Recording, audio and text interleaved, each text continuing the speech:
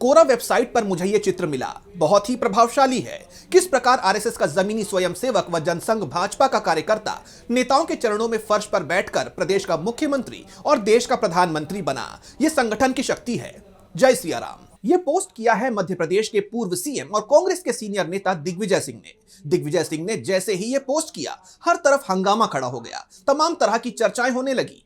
पहले तो ये लगा कि दिग्विजय सिंह का अकाउंट हैक हो गया होगा, लेकिन बाद में खुद दिग्विजय सिंह ने मीडिया के सामने आकर दूध का दूध और पानी का पानी कर दिया। उन्होंने ना सिर्फ ये माना कि यह पोस्ट उनका था, बल्कि उन्होंने इस पर सफाई भी पेश की। गौर करने वाली बात यह है कि यह पोस्ट उस दिन किया गया जिस दिन दिल्ली में कांग्रेस वर्किंग कमेटी की बैठक हुई, यानी 27 दिसंबर को। वहीं 28 दिसंबर यानी आज कांग्रेस का स्थापना दिवस है। जब इस मुद्दे पर दिग्विजय सिंह से पूछा गया तो उन्होंने इस पोस्ट पर अपनी सफाई पेश की। उन्होंने कहा, मैं तो शुरू से इस बात को कहता रहा हूं कि आरएसएस की विचारधारा का मैं विरोधी हूं, क्योंकि वो ना तो पूरी तरह से संविधान को मानते हैं, ना कानून को मानते हैं, और ये अपंजीकृत संस्था है जिस पर कोई कानून लागू नहीं होता।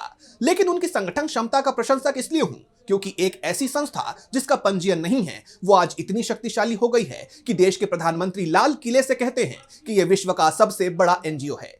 अरे भाई, एनजीओ है तो आपका नियम और कानून कहां चले गए? लेकिन मैं इनकी संगठन क्षमता का प्रशंसक हूं। कि नहीं, मैं तो शुरू से इस बात को कहता रहा हूं कि राष्ट्रीय स्वयंसेवक संघ की विचारधारा का मैं विरोधी हूं, क्योंकि ये पूरे तरीके से न तो संविधान को मानते हैं, न देश के कानून को मानते हैं, और अपंजीकृत संस्था है जिस पर कोई कानून लागू नहीं होता। लेकिन उनकी संगठन क्षमता का मैं प्रशंसक इसलिए हूं कि एक ऐसी संस्था जिसका पंजीयन नहीं है, वो आज देश में इतनी शक्तिशाली हो गई कि देश के प्रधानमंत्री लाल किले से कहते हैं कि ये विश्व का सबसे बड़ा एनजीओ। दिग्विजय सिंह से यह भी पूछा गया कि जहां वो एक तरफ संघ की संगठन क्षमता की तारीफ कर रहे हैं, तो क्या उन्हें कांग्रेस की संगठन क्षमता कमजोर दिखती है?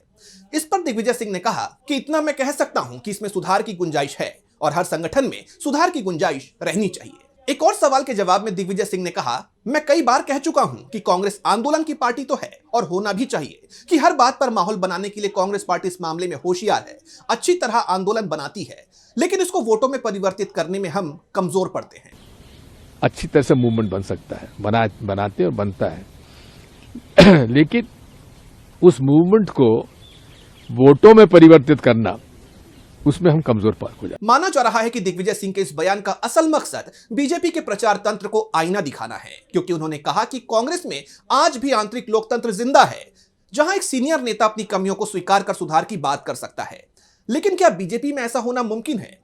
दूसरी तरफ यह बात भी गौर करने वाली है कि यही बात अगर किसी बीजेपी नेता ने की होती तो शायद अब तक उस पर एक्शन लिया जा चुका होता, संगठन के खिलाफ बोलने के नाम पर किनारे लगा दिया गया होता। लेकिन कांग्रेस ने ऐसा कुछ नहीं किया, यानी पार्टी में अभिव्यक्ति की आजादी तो है।